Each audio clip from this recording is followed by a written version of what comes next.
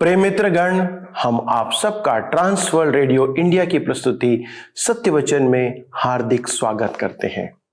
हम इस कार्यक्रम में हमारे रचयिता और सृजनहार के उद्देश्यों को समझने का प्रयास कर रहे हैं कि हम सब उसके योग्य चाल चले। परमेश्वर उन सबको आशीष प्रदान करते हैं जो उसकी इच्छा को पूरा करते हैं, और हम उसकी इच्छा को तभी पूरी कर सकते हैं जब हम उसके कहे हुए या उसके बताए गए वचनों का अध्ययन करते हैं और उसे जानते हैं और उसके अनुसार चलते हैं। नीति वचन की पुस्तक में परमेश्वर का वचन इस प्रकार कहता है कि वह आशीष के साथ दुख को नहीं जोड़ता है। तो आज मनुष्य नाना प्रकार की समस्याओं में क्यों पड़ा है, आप ये प्रश्न कह सकते हैं। उसके सत्य को नहीं जानने के कारण उसका उत्तर यह है। इसलिए सत्य वचन में हम बाइबल की एक एक पुस्तक का क्रमवार अध्ययन करते आ रहे हैं, जिससे कि हम उसकी समस्याओं का उत्तर एक एक करके खोज सकें। इन दिनों हम गिनती की पुस्तक से परमेश्वर के वचनों से मार्गदर्शन प्राप्त कर रहे हैं, और आज हम इसके 14वें अध्याय में पहुंच गए हैं। कई बार हम अपने जीवन में परमेश्वर के बड़े कार्यों को देख चुके होते हैं और जानते हैं कि उसने हमें आशीषें प्रदान किया था। उसके बावजूद भी जब चीजें और या ऐसी बातें हमारे अनुसार नहीं होती हैं, तब हम परमेश्वर के ऊपर बुड़बुड़ाते हैं या उसके ऊपर हम कुछ गंभीर इल्जाम लगाते हैं, और इस गंभीर बात को नहीं समझ पाते हैं कि परमेश्वर इससे अप्रसन्न होता है। प्रियो, कई बार विश्वासियों के जीवन में बहुत गंभीर समस्याएं हमारी इसी प्रकार की गलती के कारण उत्पन्न होती है। कई बार मैं लोगों से इस बात को कहता हूं कि समस्याएं परमेश्वर सिर्फ मसीही विश्वासियों के लिए ही आने देता है, ये आम लोगों पर नहीं होता है। आज के अध्ययन से हम सब इस बात को जानेंगे कि परमेश्वर के विरुद्ध बुड़बुड़ाना ये कितनी गंभीर बात है, और हमें ऐसा नहीं करना चाहिए। इसके कारण हम अनपेक्षित घटनाओं को अपने जीवन में देखते हैं, जो हमारे जीवन में घटित होने के लिए नहीं थी, लेकिन हमारी इन छोटी सी गलती के कारण या इन छोटी छोटी गलतियों का परिणाम है कि हमारे जीवन में ये गंभीर समस्याएं आ जाती हैं।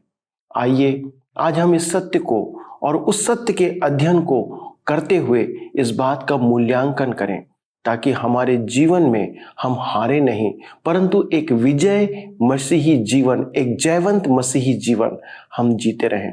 आइए हम अपने अध्ययन में आगे बढ़ते हैं, परंतु उसके पहले परमेश्वर के सन्मुख अपने आप को समर्पित करें। आइए हम अपने अध्ययन को 14 अध्याय से आरंभ करें। विषय है इस्राएलियों का अविश्वास के कारण प्रवेश से इनकार। इस्राएली अब उस स्थान पर थे जहां उन्हें निर्णय लेना था कि वे देश में प्रवेश करें अथवा नहीं। हम देखते हैं कि इस्राएली प्रवेश करने से इनकार कर देते हैं। इसका कारण था अविश्वास। इस पर बाइबल स्वयं ही सबसे अच्छा टीका करती है। इब्रानियों का लेखक उसका वर्णन इस प्रकार करता है। इब्रानियों के पत्री 3 अध्याय उसके 17 से 19 पद। और वह 40 वर्ष तक किन लोगों से क्रोधित रहा? क्या उन्हीं से नहीं जिन्होंने पाप किया और उनके शव जंगल में पड़े रहे? और उसने किन से शपथ खाई कि तुम मेरे विश्राम में प्रवेश करने ना पाओगे? क्या केवल उनसे नहीं जिन्होंने आज्ञा ना मानी? अतः हम देखते हैं कि वे अविश्वास के कारण प्रवेश न कर सके। देश में प्रवेश न करने का कारण उनका अविश्वास ही था। आइए देखें इस्राएल का देश में प्रवेश से इनकार। गिनती की पुस्तक 14 अध्याय के 1 पद में लिखा है, तब सारी मंडली चिल्ला उठी और रात भर वे लोग रोते ही रहे। उस संध्या उनमें चिल्लाहट और कुड़कुड़ाना था। गिनती 14 उसके 2 में लिखा है, और सब इस्राएली मूसा और हारून पर बुड़बुड़ाने लगे, और सारी मंडली उनसे कहने लगी कि भला होता कि हम मिस्र ही में मर जाते या जंगल ही में मर जाते। ऐसे समय में मेरे विचार से मूसा और हारून सोचते थे कि अच्छा होता कि वे जंगल में ही मर गए होते, ताकि उनका लगातार कुड़कुड़ाना और बुड़बुड़ाना, उनकी शिकायतें तो नहीं सुननी पड़ती। गिनती 14 के 3 में आगे लिखा है, यहोवा हमको उस देश में ले जाकर क्यों तलवार से मरवाना चाहता है? हमारे स्त्रियां और बाल बच्चे तो लूट में चले जाएंगे। क्या हमारे लिए अच्छा नहीं कि हम मिस्र देश को लौट जाएं? उनकी बुद्धि भ्रष्ट हो चुकी थी और वे अपने ही मुख से कहते थे, हमारी पत्नियां और बाल बच्चे तो लूट में चले जाएंगे। वे अपने बच्चों को अपनी आड़ बनाते हैं। यह बहाना बनाते हैं कि मानो उनको बच्चों की सुरक्षा की चिंता है, परंतु वास्तव में वे परमेश्वर पर छींटाकशी करते हैं, मानो यह कह रहे हों कि ईश्वर को कोई चिंता नहीं कि उनके बच्चों का क्या होगा। क्या आपको पता है कि देश में प्रवेश किन लोगों ने किया? उनके ही बच्चे, जो एक नई पीढ़ी थी। बूढ़े लोग चिल्लाकर कहते हैं कि वे अपने बच्चों की सुरक्षा के प्रति चिंतित हैं, पर परमेश्वर ही उन्हें उस प्रतिज्ञा के देश में पहुंचाता है। गिनती 14 उसके 4 से 9 पद में हम पढ़ते हैं, फिर वे आपस में कहने लगे, आओ हम किसी को अपना प्रधान बना लें और मिस्र को लौट चलें। तब मूसा और हारून इस्राएलियों की सारी मंडली के सामने मुंह के बल गिरे, और नून का पुत्र यहोशू और यपुन्ने का पुत्र कालीब, जो देश के भेद लेने वालों में से थे, अपने अपने वस्त्र फाड़कर इस्राएलियों की सारी मंडली से कहने लगे, जिस देश का भेद लेने को हम इधर उधर घूम आए हैं, वह अत्यंत उत्तम देश है। यदि यहोवा हमसे प्रसन्न हो तो हमको उस देश में, जिसमें दूध और मधु की धाराएं बहती हैं, पहुंचाकर उसे हमें दे देगा। केवल इतना करो कि तुम यहोवा के विरुद्ध बलवा न करो और न उस देश के लोगों से डरो, क्योंकि वे हमारी रोटी ठहरेंगे। छाया उनके ऊपर से हट गई है और यहोवा हमारे संग है, उनसे न डरो। कालेब और यहोशू, इन दोनों पुरुषों ने उन्हीं तथ्यों को पेश किया जो दूसरों ने किया था, परंतु इनकी रिपोर्ट में क्या फर्क था? अंतर केवल व्याख्या में था, क्योंकि उन्होंने तथ्यों के बीच परमेश्वर को भी रखा। मेरे मित्र, जब आप दानवों के बीच अपने को टिड्डी के समान पाते हैं, तभी आपको परमेश्वर की आवश्यकता है। कालेब और यहोशू ने जोर देकर कहा, यदि परमेश्वर प्रसन्न होंगे तो वे हमें देश में पहुंचाएंगे। परंतु परमेश्वर कैसे प्रसन्न होगा जब तक कि वे उस पर विश्वास नहीं करेंगे? उन्हें भरोसा करना होगा। हमारे मुहावरे के अनुसार हम उन्हें दांतों से चबा जाएंगे। उन्हें इतना भरोसा कहां से मिला? क्योंकि उनका परमेश्वर पर अटूट विश्वास था। गिनती 14 उसके 10 में हम पढ़ते हैं, तब सारी मंडली चिल्ला उठी कि इन पर पत्थरवाह करो। तब यहोवा का तेज मिलाप वाले तंबू में सब इस्राएलियों पर प्रकाशमान हुआ। क्या आपने देखा, जब कभी उनमें विद्रोह, बड़बड़ाना या शिकायत होती तो प्रभु की महिमा भी प्रकट होती थी। परमेश्वर ने उसके विरुद्ध विद्रोह करने पर बहुत अधिक अप्रसन्नता व आपत्ति जताई। गिनती 14, 11 और 12 पद में लिखा है, तब यहोवा ने मूसा से कहा, वे लोग कब तक मेरा तिरस्कार करते रहेंगे और मेरे सब आश्चर्यक्रम देखने पर भी कब तक मुझ पर विश्वास न करेंगे? मैं उन्हें मरी से मारूंगा और उनके निज भाग से उन्हें निकाल दूंगा और तुझसे एक जाति उत्पन्न करूंगा जो उनसे बड़ी और बलवंत होगी। परमेश्वर का कथन है, मैं उनको मरी से मारूंगा और मिरास से वंचित कर दूंगा और तुझसे एक ऐसी जाति उत्पन्न करूंगा और अपनी प्रतिज्ञा पूरी करूंगा। गिनती 14 उसके 13 से 19 में हम पढ़ते हैं, मूसा ने यहोवा से कहा, तब तो मिस्री जिनके मध्य में से तू अपनी सामर्थ दिखाकर उन लोगों को निकाल ले आया है, यह सुनेंगे और इस देश के निवासियों से कहेंगे, उन्होंने तो यह सुना है कि तू जो यहोवा है इन लोगों के मध्य में रहता है और प्रत्यक्ष दिखाई देता है, और तेरा बादल उनके ऊपर ठहरा रहता है, और तू दिन को बादल के खंभे में और रात को अग्नि के खंभे में होकर इनके आगे आगे चला करता है। इसलिए यदि तू इन लोगों को एक ही बार में मार डाले, तो जिन जातियों ने तेरी कीर्ति सुनी है वे कहेंगे कि यहोवा उन लोगों को उस देश में जिसे उसने उन्हें देने की शपथ खाई थी पहुंचा न सका। इस कारण उसने उन्हें जंगल में घात कर डाला है।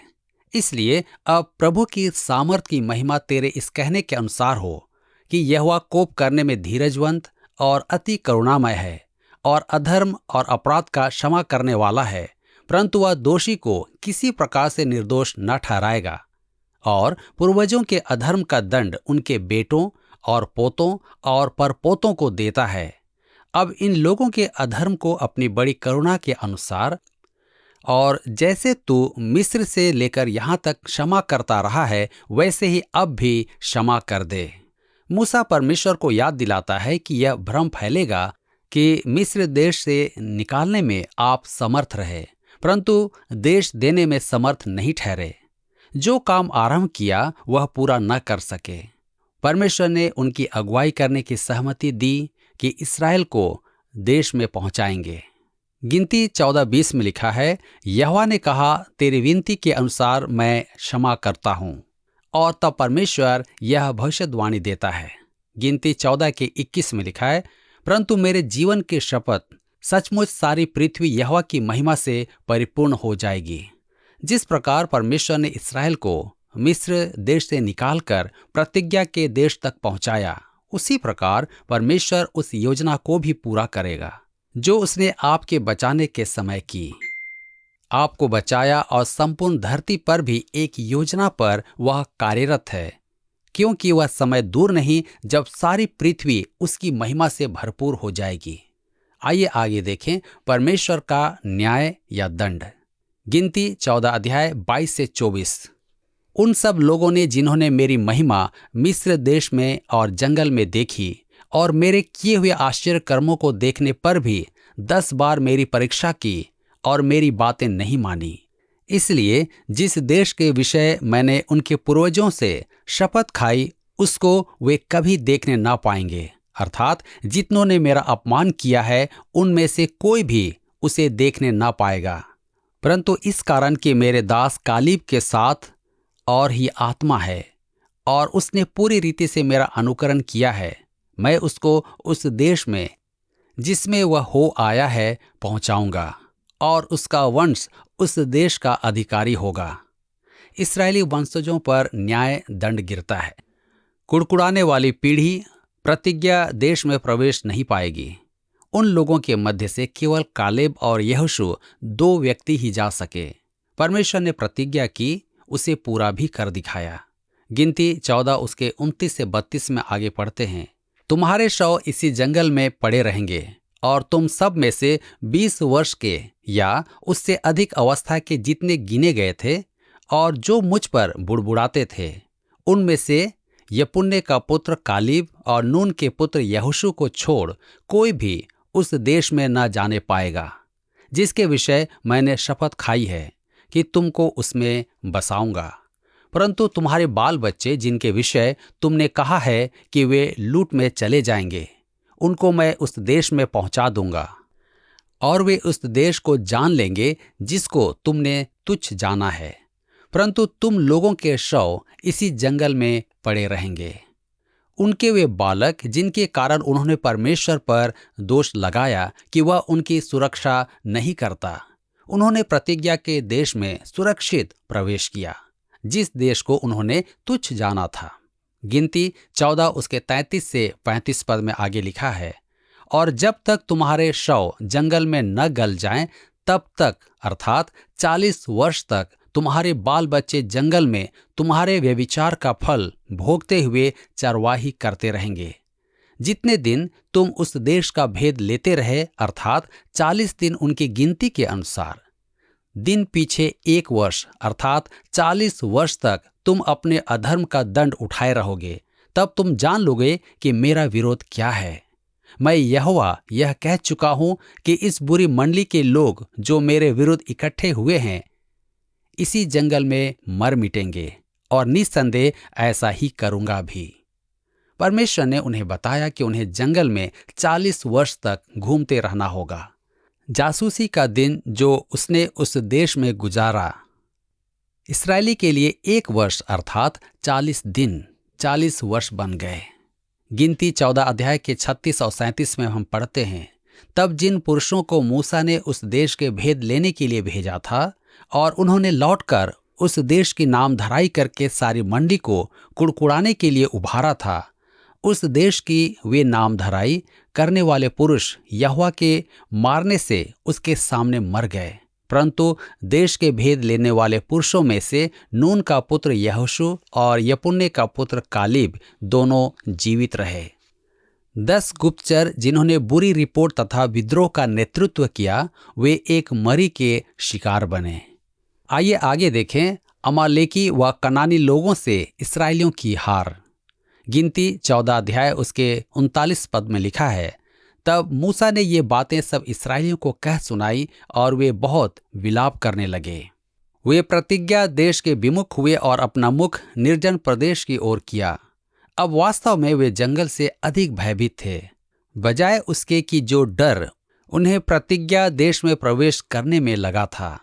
गिनती 14 अध्याय 40 से 42 में आगे लिखा है, वे सवेरे उठकर यह कहते हुए पहाड़ की चोटी पर चढ़ने लगे कि हमने पाप किया है, परंतु अब तैयार हैं और उस स्थान को जाएंगे जिसके विषय यहोवा ने वचन दिया था।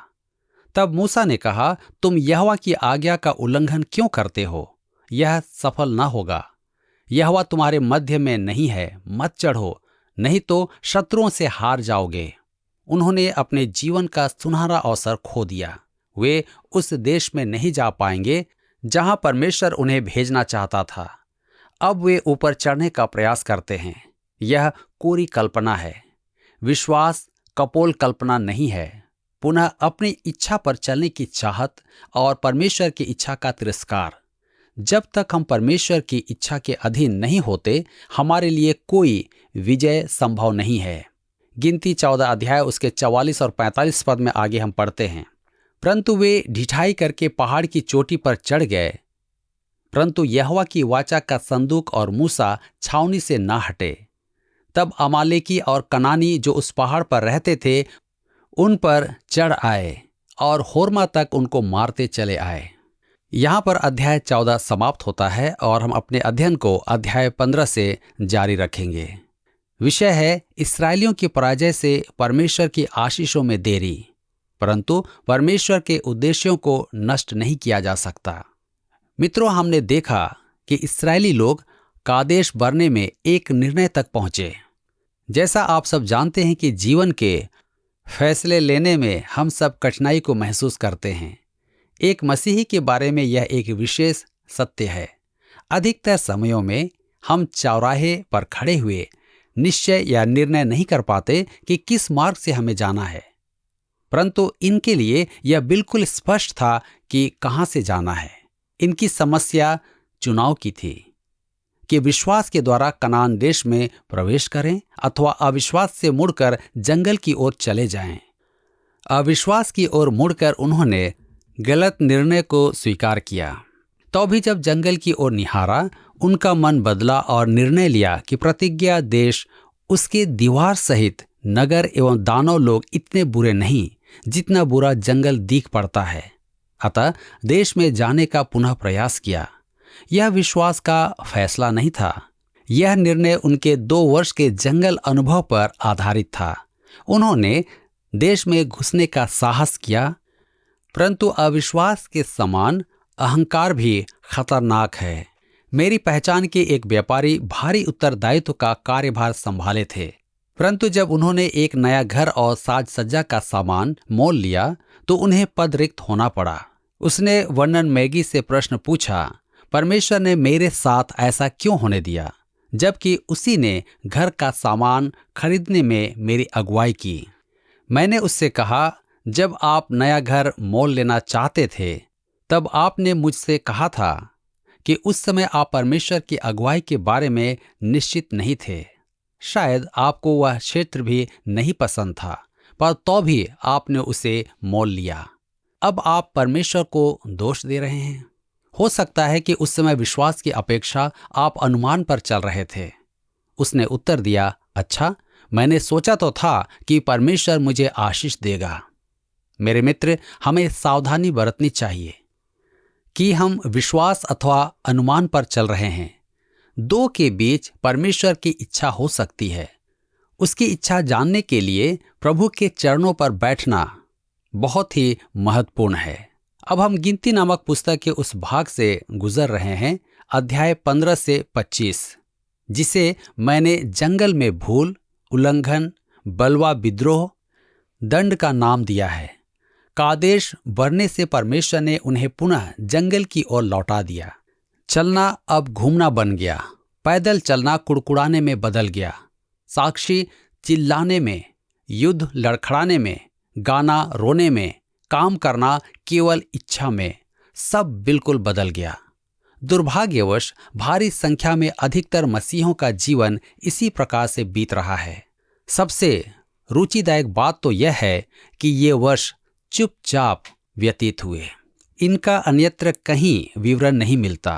केवल कुछ असंबंधित घटनाएं इतिहास में उपलब्ध हैं।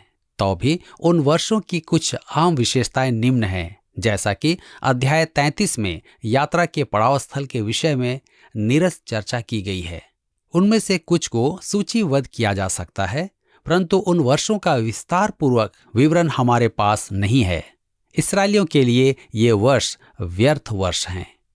हम यहोशू की पुस्तक के 5वें अध्याय में पढ़ते हैं कि इस अवधि में इन्होंने अपने बच्चों के खतना भी नहीं करवाए। इससे ज्ञात होता है कि उन्होंने परमेश्वर को इब्राहिम से जो वाचा बांधी थी, उस इच्छा को भी पूरा नहीं किया। उन्होंने परमेश्वर को भेंट बलिदान भी नहीं चढ़ाए। आमोस 5:25 में लिखा है, हे इस्राएल के घराने, तुम जंगल में 40 वर्ष तक पशु बलि और अन्न बलि क्या मुझी को चढ़ाते रहे? यह भेंट बलिदान मसीह की ओर संकेत करते हैं, जबकि इन 40 वर्षों में ये नहीं चढ़ाए गए।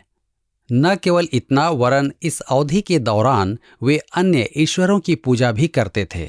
आमोस 5:26 में लिखा है, नहीं, तुम तो अपने राजा का तंबू और अपनी मूर्तों को चरणपीठ और अपने देवता का तारा लिए फिरते रहे।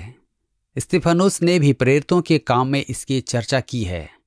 प्रेरितों के काम 7 अध्याय उसके 42 से 43 पद में।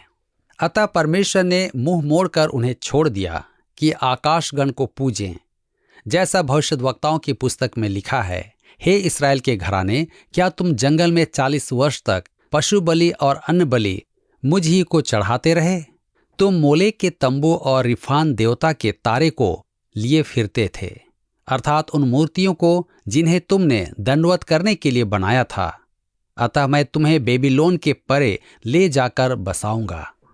इस प्रकार इन दिनों के दौरान इस्राएली लोग परमेश्वर के प्रति विश्वास योग्य नहीं रहे। घुमक्कड़ यात्रा के ये अनेकों वर्ष आज हमारे लिए बहुत शिक्षाप्रद हैं।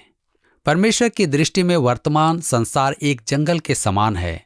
हमें चाहे इसका आभास न हो, आप और मैं, हम सब विश्वासी जो इस संसार में रहते हैं, ऊपरी और परदेशी हैं। मैं पुनः दोहराता हूं कि इस अध्याय का शीर्षक है, परमेश्वर की आशीषों में देर हो सकती है, परंतु उसके उद्देश्य को विफल नहीं किया जा सकता। ध्यान दीजिए, इस्राएली लोग मुड़कर जंगल में चले गए, पर परमेश्वर कहता है कि वे देश में प्रवेश करेंगे, और जहां तक परमेश्वर की चिंता है वह सब ठीक है। यही कारण है कि अधिकतर भविष्यवाणी जो पुराने नियम में मिलती हैं, उन्हें नबूवत काल के नाम से जाना जाता है। लिखा है भूतकाल में, परंतु उसका अर्थ निकलता है भविष्य की घटना में। मित्रों, जहां तक वह परमेश्वर की बात है, जब वह कुछ बात में होकर गुजरने की बात करते हैं, तो वह उनके प्रोग्राम के अनुसार घटित हो चुकी होती है। क्या आपको यह कार्यक्रम पसंद आया? अभी हमें एक मिस कॉल करें और आप अगले विजेता हो सकते हैं।